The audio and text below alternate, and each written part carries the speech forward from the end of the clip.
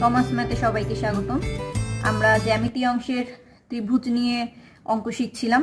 সেখানে আমাদের ত্রিভুজের বাহু ভেদে যে অংশটা আছে এখান থেকে আমরা ম্যাথমেটিক্সগুলো শিখেছি। আজকে আমি কোণ ভেদে আমাদের যে ত্রিভুজগুলো আছে সেগুলো নিয়ে অঙ্ক করব, তার মানে সূক্ষ্মকোণী, সমকোণী এবং স্থূলকোণী ত্রিভুজ নিয়ে। তাহলে চলুন শুরু করি। প্রথমেই সূক্ষ্মকোণী ত্রিভুজ সম্পর্কে কিছু গুরুত্বপূর্ণ তথ্য জেনে নিই। সূক্ষ্মকোণী ত্রিভুজ আমরা সে ত্রিভুজকে বলবো যে ত্রিভুজের তিনটা কোণই 90 ডিগ্রি থেকে ছোট থাকবে। তিনটা কোণই 90 ডিগ্রি থেকে ছোট থাকবে। এছাড়া এই ত্রিভুজের ক্ষেত্রে এর যে কোনো একটি বাহু, যেমন আমি এখানে উদাহরণ দেখিয়েছি বিসি বাহুর যে স্কয়ার, সেটা অপর দুটো বাহুর স্কয়ার থেকে ক্ষুদ্রতর হবে। এটা যে কোনো বাহুর ক্ষেত্রে প্রযোজ্য। আবার এভাবেও হতে পারে যে এসি বাহুর স্কয়ার বাকি দুটো বাহুর স্কয়ার থেকে ক্ষুদ্রতর হবে। এ ধরনের ত্রিভুজকে আমরা বলবো সূক্ষ্মকোণী ত্রিভুজ। এবার আমি স্থূলকোণী ত্রিভুজ সম্পর্কে দেখব।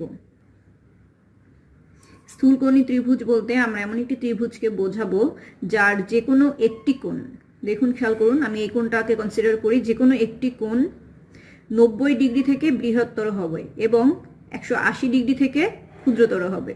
90 ডিগ্রি থেকে বড় হবে এবং 180 ডিগ্রি থেকে ছোট হবে। সেই ত্রিভুজকে আমি স্থূলকোণী ত্রিভুজ বলবো। এবং এই ত্রিভুজের ক্ষেত্রে যেটা আমাদের মনে রাখতে হবে সেটা হচ্ছে এর যে বৃহত্তর বাহু আছে, যেমন এই বাহুটা, এর বৃহত্তম বাহুর বর্গ সবসময় অপর দুই বাহুর বর্গ থেকে বৃহত্তর হবে। এবার আমি দেখব সমকোণ সম্পর্কে কিছু তথ্য। সমকোণী ত্রিভুজ সম্পর্কে আমরা সবাই মোটামুটি জানি, তারপরেও আমি একটুখানি হাইলাইট করি। সেটা হচ্ছে আমরা জানি সমকোণী ত্রিভুজ যার একটা কোণ, মাঝখানের যে কোণটা সেটা অবশ্যই 90 ডিগ্রি হয়, এবং অপর যে দুইটা কোণ আছে সেটা একটা কোণ 60 ডিগ্রি, একটা 30 ডিগ্রি হতে পারে, এবং দুটোই 45 ডিগ্রি করে হতে পারে। সমকোণী ত্রিভুজের যে বাহুগুলো আছে, এই বাহুগুলো সম্পর্কে আমাদের বলতে গেলে প্রথমে বলতে হবে এই যে 90 ডিগ্রি কোণটা, তার বিপরীত যে বাহুটা থাকবে সেই বাহুটা সবসময় বৃহত্তম বাহু হবে। এবং এই বাহুগুলোর অনুপাত থেকে আমাদের অঙ্ক আসে অনেক বেশি বিভিন্ন এক্সামে। তো বাহুগুলোর অনুপাত যদি আমরা মুখস্থ রাখতে পারি তাহলে আমরা অনুপাত দেখেই বলে দিতে পারবো যে এটা কোন ধরনের ত্রিভুজ। যেমন ধরুন, এটা আমাদের মুখস্থ করতে হবে যে যদি একটা ত্রিভুজের বাহুর অনুপাত 3:4:5 হয় তাহলে এটা হবে সমকোণী ত্রিভুজ, অথবা 3:4:5 গুণিতক। যেমন আমি নিচে একটা উদাহরণ দিয়েছি, যদি এর গুণিতক 2 দ্বারা গুণ করি তাহলে 6, 8, 10। এভাবে এটাকে আমরা 3 দ্বারা গুণ করতে পারি, 4, 5, 6, 7, 8। যে কোনো গুণিতক হলেও সেটা আমাদের সমকোণী ত্রিভুজ বলে বিবেচিত হবে। এছাড়াও যদি আমাদের সমকোণী ত্রিভুজের বাহুর অনুপাত 5, 12, 13 হয় তাহলে এটাকে সমকোণী ত্রিভুজ বলবো আমরা, সমকোণী ত্রিভুজ বলবো। এছাড়া যদি 7, 24, 25 হয় সেটাও সমকোণী ত্রিভুজ হবে। যদি 8, 15, 17 হয় তাহলে সেটাও হয়ে যাবে আমার সমকোণী ত্রিভুজ। এছাড়া আরও অনেক অনুপাত আছে, বাট ন্যাচারালি আমাদের এই অনুপাতগুলো মুখস্থ যদি আমরা রাখতে পারি তাহলে আমরা মোটামুটি আশা করতে পারি অ্যান্সার করতে পারবো পরীক্ষাতে। তাহলে কি কি বললাম? 5, 12, 13, 7, 24, 25, 8, 15, 17। এই ছিল আমাদের ত্রিভুজ সম্পর্কিত বেসিক কিছু কনসেপ্ট। এবার আমি মূল অঙ্কতে ফিরে যাব। এখন মূল অঙ্ক শুরু করব, তার আগে আপনাদের সবার প্রতি আমার অনুরোধ, যেহেতু আমি রেগুলার ভিডিও আপলোড করছি, আমার মনে হচ্ছে আপনারা আপনার ফ্রেন্ডসদের সঙ্গে ভিডিওগুলো শেয়ার কম করছেন। তো আমার রিকোয়েস্ট থাকবে অবশ্যই আপনারা ভিডিওগুলো শেয়ার করুন বেশি বেশি, তাতে সবাই উপকৃত হওয়ার সুযোগ পাবে। তো দেখি প্রথম অঙ্কটা কি আছে। একটি সমকোণী ত্রিভুজের অতিভুজ ছাড়া অপর দুটি বাহুর দৈর্ঘ্য যথাক্রমে 21 এবং 28 মিটার হলে অতিভুজ কত? আমরা একটু আগে সমকোণী ত্রিভুজের বাহুর অনুপাত শিখেছি। তো সেখান থেকে আমি যদি এই অনুপাত দুটো লিখি, এখানে আমার অনুপাত দেওয়া আছে, একটা হচ্ছে 21, আরেকটা দেওয়া আছে 28। বলা আছে অতিভুজের যে দৈর্ঘ্য সেটা কত হবে। তো আমরা যদি অনুপাতটাকে একটু বিবেচনা করি, খেয়াল করুন, এখানে আমি যদি এটাকে 21 যদি একটু ভাঙাই অনুপাত হিসেবে লিখতে চাই তাহলে 3×7 কিন্তু আমার 21 হয়। 3×7 21। আর এখানে দেখুন 4×7 28। সো আমি দেখতে পাচ্ছি যে আমরা একটু আগে যে অনুপাত শিখেছিলাম যে সমকোণী ত্রিভুজের বাহুগুলোর অনুপাত হয় 3:4:5 এবং এর গুণিতক। তো খেয়াল করুন, আমি এখানে 3 পেয়েছি, 4 পেয়েছি, তাহলে অবশ্যই সমকোণী ত্রিভুজ হতে গেলে এর আরেকটি বাহু হতে হবে কত? 5। আরেকটি বাহু হতে হবে কত? 5।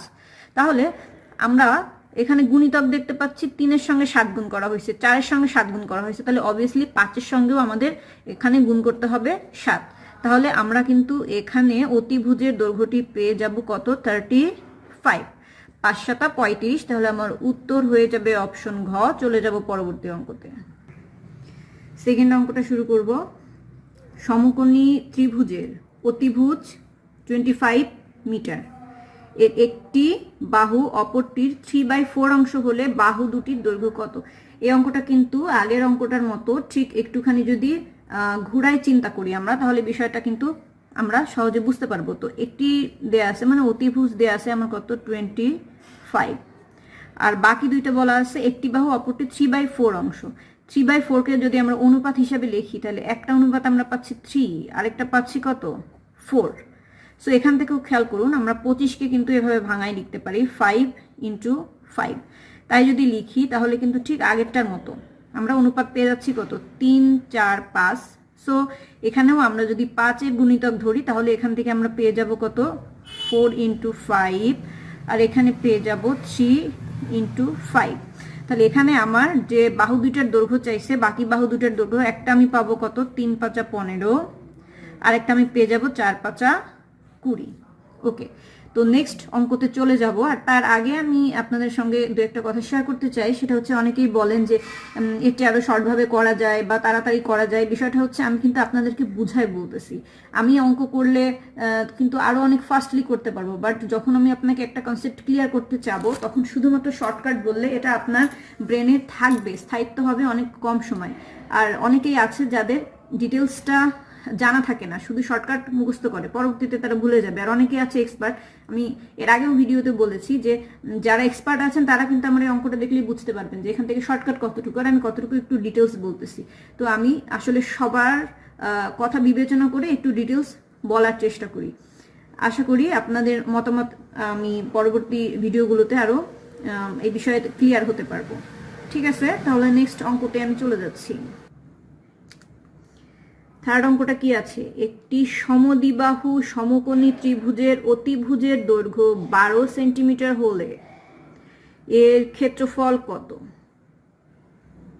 তো এই ধরনের অঙ্ক যখন আমি দেখব যে সমদ্বিবাহু সমকোণী ত্রিভুজ বলা হবে, এটার জন্য আমরা খুব শর্টকাট একটা ফর্মুলা ইউজ করতে পারি। সেটা হচ্ছে, এই যে আমার অতিভুজের দৈর্ঘ্যটা দেয়া থাকবে, সেটাকে আমি স্কয়ার করে দিব। স্কয়ার করে এটাকে আমি সরাসরি 4 দ্বারা ভাগ করে দিব। স্কয়ার করে 4 দ্বারা ভাগ করে দিব, তাহলে আমি কাঙ্ক্ষিত অ্যান্সারটি পেয়ে যাব। তো এখান থেকে আমি জানি 12-কে যদি আমি স্কয়ার করি আমার ফলাফল আসবে হচ্ছে 144, আর এটাকে আমি 4 দ্বারা ভাগ দিলে অ্যান্সার পেয়ে যাব 36। তাহলে আমার এটার ক্ষেত্রফল হয়ে যাবে 36। চলে যাব আমি সর্বশেষ অঙ্কতে।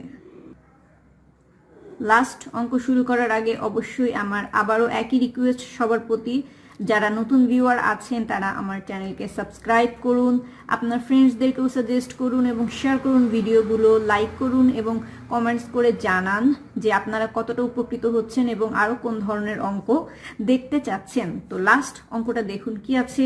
এবিসি ত্রিভুজে বিসি বাহুকে ডি পর্যন্ত বাড়ানো হলো। কোণ এসিডি সমান 105 ডিগ্রি হলে কোণ এ প্লাস কোণ বি কত? এই অঙ্কটা করতে গেলে আমাদের অবশ্যই আগে একটা ফিগার ড্র করতে হবে। আমি একটা ফিগার ড্র করি ত্রিভুজের। এখানে একটা ত্রিভুজের কথা বলা আছে এ বি সি। তো বলা আছে এই যে আমার বিসি বাহুটা আছে, বর্ধিত করতেছি, বলা আছে ডি পর্যন্ত বাড়ানো হলো। তো বাড়ানো হলে এখানে এসিডি মানে A C D, I mean এই কোণটার কথা বলা হয়েছে, এটা হচ্ছে 105 ডিগ্রি। যদি তাই হয় তাহলে বলা আছে এখানে এই যে ভিতরে অন্তস্থ যে কোণ এ কোণ এবং বি কোণ, এই দুইটার যোগফল কত, এই কোণ দুইটার যোগফল কত। এ ধরনের অঙ্ক আসলে খুবই ইজি অঙ্ক। আমাদের সবসময় মনে রাখতে হবে কোন একটা ত্রিভুজের এই যে বহিস্থ কোণটা, এই বহিস্থ কোণের মান যেটা আমি পাবো সেই কোণটা, মানে এখানে হচ্ছে বাইরে হচ্ছে কোণ সি, এই যে বহিস্থ কোণ এটা, এই কোণটা সব সময় ত্রিভুজের যে অন্তস্থ বিপরীত কোণ থাকবে তাদের যোগফলের সমান, তার মানে কোণ এ প্লাস কোণ বি। তাহলে এখানে কিন্তু প্রশ্নের মধ্যে উত্তর দেয়া আছে, একটা দেয়া আছে 105 ডিগ্রি সি। তাই যদি হয় তাহলে আমার সূত্র অনুযায়ী এ পাশেও মান হবে 105 ডিগ্রি। তার মানে অঙ্কটা না করে শুধু ফিগারটা ড্র করলেই আমি অ্যান্সারটা পেয়ে যাব। এখানে কোণ এ প্লাস কোণ বি হবে হচ্ছে 105 ডিগ্রি। তো এই ছিল মোটামুটি আমাদের জ্যামিতি বিষয়ক কনসেপ্ট। আশা করছি পরবর্তীতে আমি নতুন কোনো কনসেপ্ট নিয়ে চলে যাব জ্যামিতির। ততক্ষণ পর্যন্ত সবাই ভালো থাকুন, দেখা হবে পরবর্তী টিউটোরিয়ালে।